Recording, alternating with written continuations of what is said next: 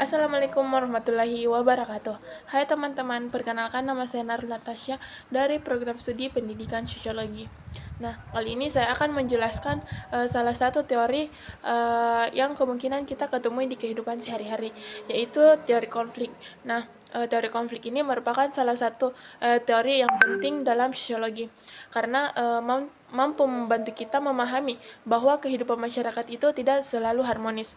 Nah, dalam kehidupan sehari-hari sering terjadi perbedaan kekuasaan maupun ketimpangan sosial yang dapat memicu terjadinya konflik. Nah, menurut teori ini juga teori konflik ini bukan hanya suatu yang negatif, tapi juga dapat mendorong terjadinya perubahan sosial. Nah, selanjutnya saya akan membahas tentang apa sih itu teori konflik. Nah, teori konflik ini adalah teori yang memandang masyarakat sebagai arena pertentangan antara individu maupun kelompok yang memiliki kepentingan yang berbeda. Nah, konflik ini muncul karena adanya ketimpangan dalam pembagian kekuasaan, status sosial, maupun sumber daya ekonomi. Nah, kelompok yang memiliki kekuasaan cenderung mempertahankan posisinya, sedangkan kelompok yang dirugikan akan berusaha melakukan perubahan. Berbeda dengan teori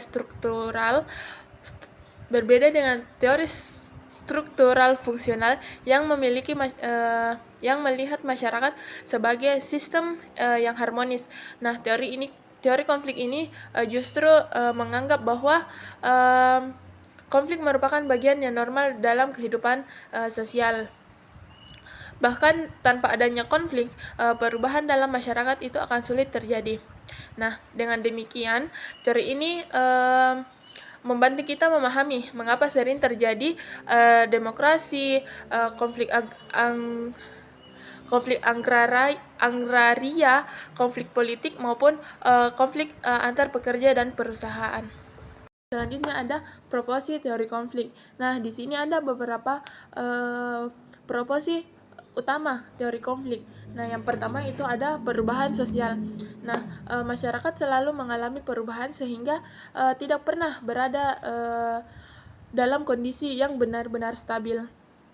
Yang kedua, konflik itu wajar. Nah, konflik ini merupakan bagian yang wajar dalam kehidupan sosial karena setiap individu maupun kelompok memiliki kepentingan yang berbeda-beda. Yang ketiga itu ketimpangan. Nah, kekuasaan dan sumber daya yang tidak secara merata. Ada kelompok yang menguasai sumber daya, sementara kelompok lain memiliki akses yang terbatas. Nah, yang keempat perlawanan atau dominasi melahirkan perlawanan. Nah, dominasi ini dari kelompok yang berkuasa akan menimbulkan perlawanan dari kelompok-kelompok yang merasa dirugikan. Nah, yang terakhir ada pendorongan perubahan. Nah, konflik ini justru menjadi pendorong terjadinya perubahan sosial. Nah, dari konflik ini akan muncul perubahan atau aturan baru maupun kebijakan baru dalam struktur masyarakat. Nah, selanjutnya saya akan membahas salah satu tokoh yang terkenal dalam teori konflik ini, yaitu Karl Marx. Nah, menurut Marx, sejarah manusia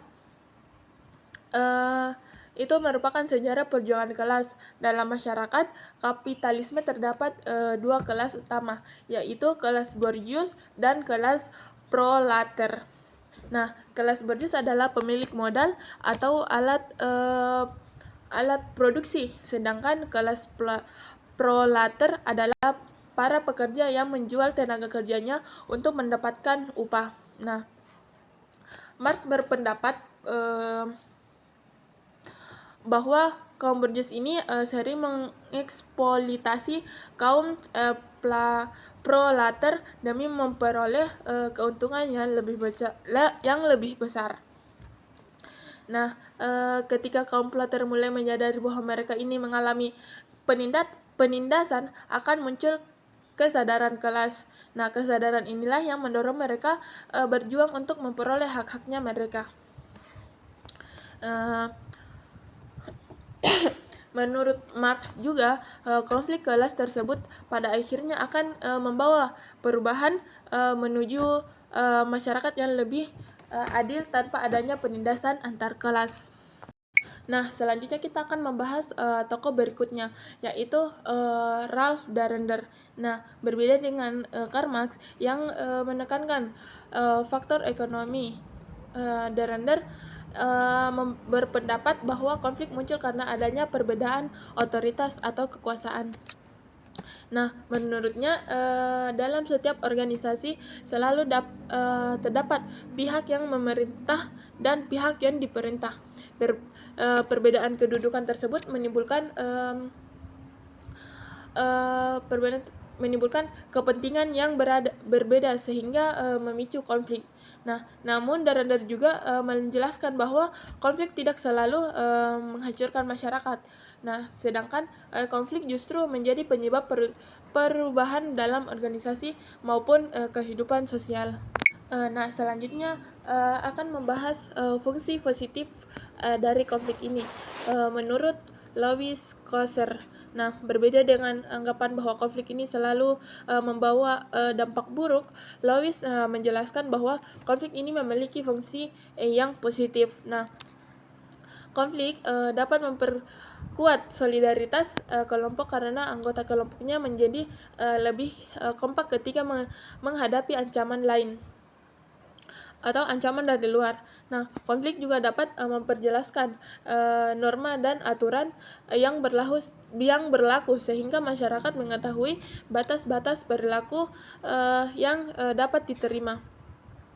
Selain itu, konflik dapat menjadi sarana penyelesaian serta mendorong lahirnya perubahan sosial yang lebih baik. Nah, karena itu konflik tidak selalu harus dihindari, tapi perlu dikelola dengan baik agar menghasilkan solusi yang bermanfaat. Nah, selanjutnya kita akan membahas tentang perbandingan antara teori struktural fungsional dan teori konflik. Nah, jika dibandingkan dengan teori struktural fungsional, terdapat beberapa perbedaan yang mendasar. Yang pertama itu teori struktural berfungsi memandang masyarakat sebagai sistem yang teratur, stabil dan didasarkan pada kesempatan bersama.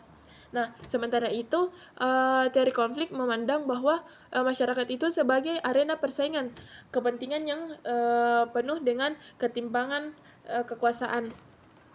Nah, jika teori struktural fungsional menekankan keteraturan dan keseimbangan, maka teori konflik lebih menekankan perubahan sebagai akibat dari konflik yang terjadi dalam masyarakat. Nah, kedua teori ini saling melengkapi dalam memahami kehidupan sosial. Nah, selanjutnya kita akan membahas contoh konflik di Indonesia. Nah, salah satu contoh teori konflik dapat kita lihat pada konflik antara buruh dan perusahaan mengenai upah minimum. Contoh lainnya adalah konflik agraria akibat perebutan lahan antara masyarakat dan perusahaan. Selain itu juga terdapat pula demokrasi mahasiswa yang menuntut perubahan kebijakan pemerintahan maupun konflik politik menjadi